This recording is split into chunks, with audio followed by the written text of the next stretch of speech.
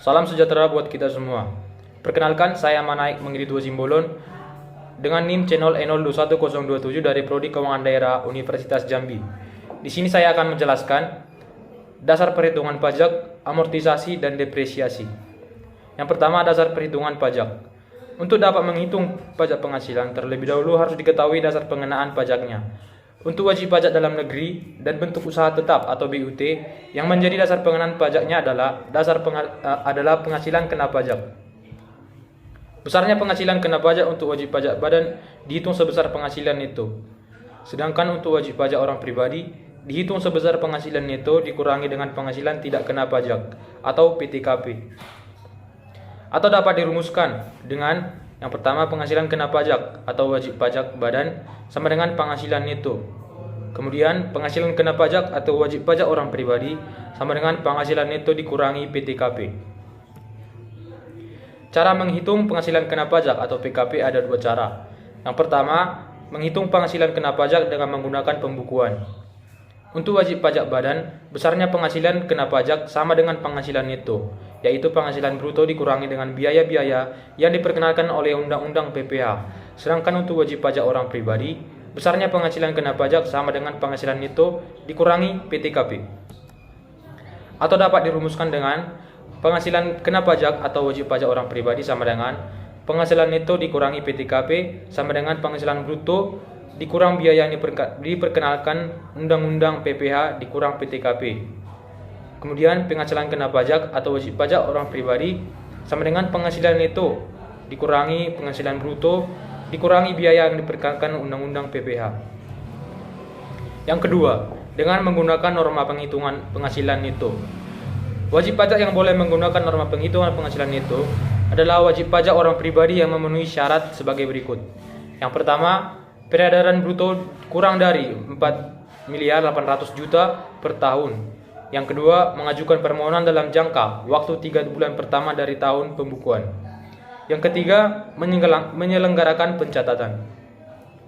Kemudian, materi depresiasi atau penyusutan.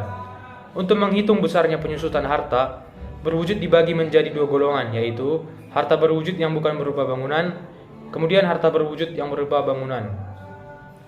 Dan saat dimulainya penyusutan. Saat dimulainya penyusutan akan terdapat pada bulan dilakukannya pengeluaran. Kemudian untuk harta yang masih dalam pengerjaan, penyusutannya dimulai pada bulan pengerjaan harta tersebut selesai.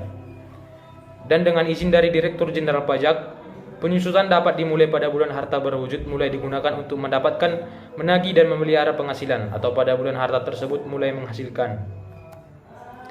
Kemudian materi amortisasi. Harta tak berwujud digolongkan menjadi kelompok 1, kelompok harta tak berwujud yang mempunyai masa manfaat 4 tahun.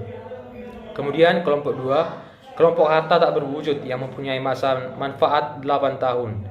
Kelompok 3, kelompok harta yang tak berwujud yang mempunyai masa manfaat 16 tahun.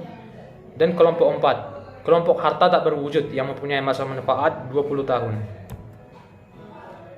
Metode dan tarif amortisasi.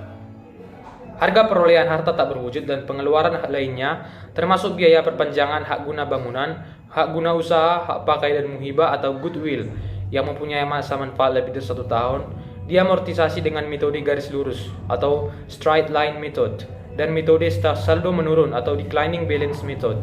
Kemudian, wajib pajak diperkenankan untuk memilih salah satu metode untuk melakukan amortisasi. Kemudian amortisasi berdasar metode satuan produksi. Hak atau pengeluaran di bidang penambangan minyak dan gas bumi. Amortisasi dengan metode satuan produksi diterapkan pada amortisasi atas pengeluaran untuk memperoleh hak dan pengeluaran lain yang mempunyai masa manfaat lebih dari 1 tahun di bidang penambangan minyak, gas, dan bumi. Dalam hal ini, metode satuan produksi dilakukan dengan menerapkan persentase tarif amortisasi yang besarnya setiap tahun sama dengan persentase perbandingan antara realisasi penambangan minyak dan gas bumi pada tahun yang bersangkutan dengan taksiran jumlah seluruh kandungan minyak dan gas bumi di lokasi tersebut dapat diproduksi. Hak penambangan selain minyak dan gas, hak selain penambangan minyak, gas, dan bumi, hak pengusahaan hutan, hak pengusahaan sumber dan hasil alam lainnya. Amortisasi dengan metode satuan produksi tinggi-tingginya adalah 20% setahun. Diterapkan pada amortisasi atas pengeluaran untuk memperoleh hak penambangan selain minyak dan gas bumi. Kemudian pengeluaran untuk memperoleh hak penguasaan hutan atau pengusahaan hutan. Baik, sekian materi penjelasan daripada saya. Semoga materi penjelasan ini bermanfaat untuk teman-teman dan seluruh penonton. Terima kasih.